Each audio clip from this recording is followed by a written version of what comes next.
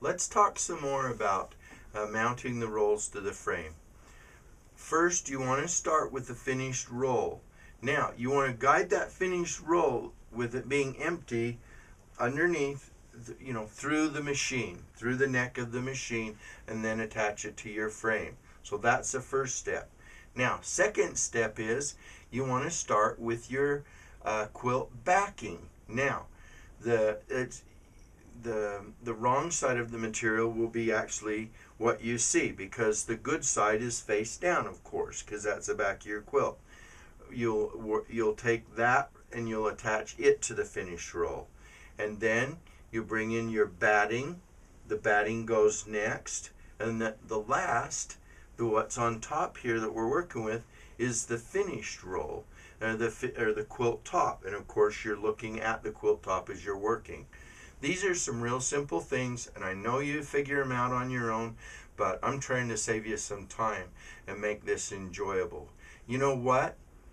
You can pay a lot of money to have quilts sent out to be machine quilted, or you can do it yourself so easy. I've had so many people email me and say, you know what? We paid for the price of our whole frame setup after one king size quilt. And that really makes me happy, because it is that easy.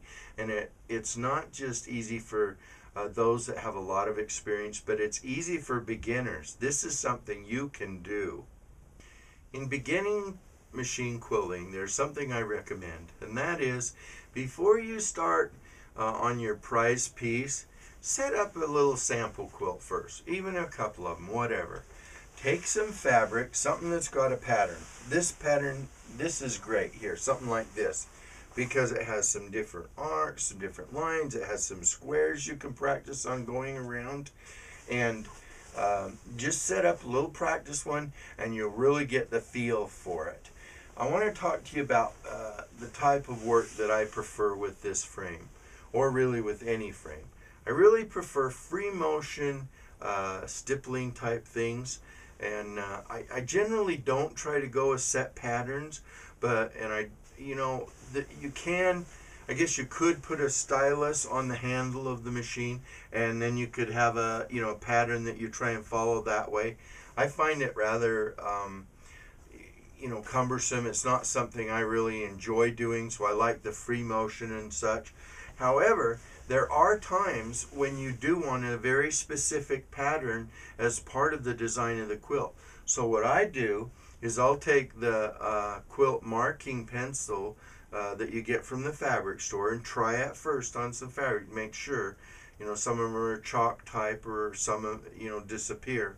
Try it first, make sure it's okay to use with your fabrics, and then mark that pattern where you want it, and then go ahead and do it. I find it a lot easier than trying to follow like a pantograph pattern or like that.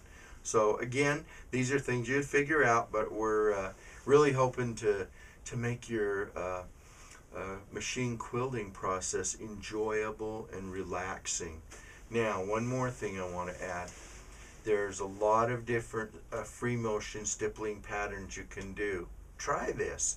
Turn on the music that you enjoy, and then just let your arms work, just let your motion go with that music, and you might be amazed at how much it relaxes you, and how you get patterns that you like.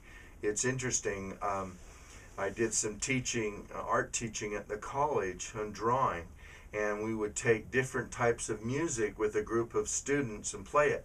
And really high energy music, we would get drawings that were high energy, hard lines, and like this. We'd play very rhythmic music, and then look at the students' work, and it was more flowing and softer lines.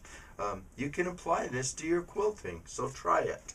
Now, I said that we'd talk about how tight to stretch the quilt for machine quilting. And let me start with this. Here we're using a frame, and so your layers are mounted to the rolls and mounted put on the frame and stretch. If you weren't doing that, a lot of people that do machine quilting by hand, what do? Let's think about it.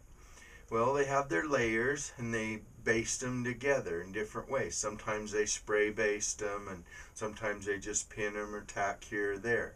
What does that mean? It means that they're not stretched. They're just held together. They're just evenly held together, but they're really not stretched. And then what do? Well, then a lot of them will take these gloves with the little rubber nubs. They'll put them on. The nubs help them grip the quilt, and then by hand they run it under their machine. Where I'm going with this is that you don't need to stretch your quilt like a drum. In fact, I would really recommend that you don't. Think about this for a minute. Now, you have your quilt top, and it's pieced together with different fabrics, and they're cut and pieced in different directions. In other words, all those pieces of fabric, they're not cut exactly on the bias. So you've got all kinds of different directions of thread and fabric coming together. And then they're seamed, and of course this makes your quilt top. I recommend that you don't stretch your quilt really tight, because if you do, what's going to happen? Okay, it's stretched really tight, and you've got one of the big expensive frames with the ratchets, and man, it's just tight, and you sew it, you machine quilt it and everything. Okay, well, you've just done it all with fabrics and threads, top and bottom, under tensions and uneven tensions. Is that good? I don't know. Try one and throw it in the washing machine and tell me what happens when it shrinks up and you have all these threads under tension.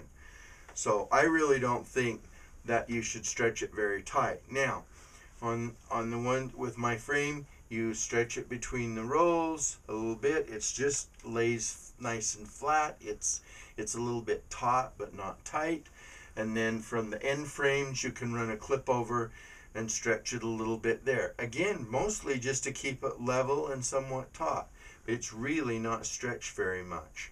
Again, I showed you the idea if you want it tighter than what you can do with just the nut at the end of your connector, you can add the strap, and that will help so that it doesn't unroll a bit. But I can tell you that on this king size quilt project, it's not an issue. We do not have anything other than the end connectors that we put on the pipe.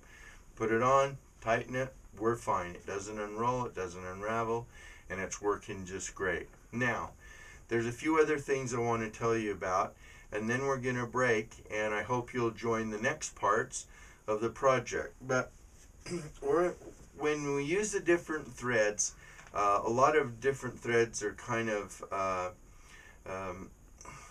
forgiving with the type of needles that you use. I recommend on a project you start with a good new needle, a sharp needle. This will help you a lot, and use one that's a good general machine quilting needle.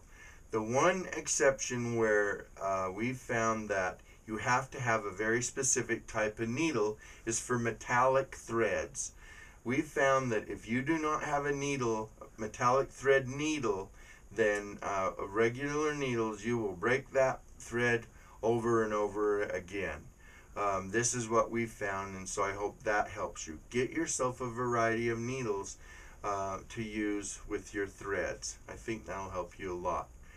Well, we'll break for now, and that'll be the first. This will be the first part of this project video, and as we get the quilt completed and have more that we want to teach you, hope you'll check back and watch the next episodes, if you will.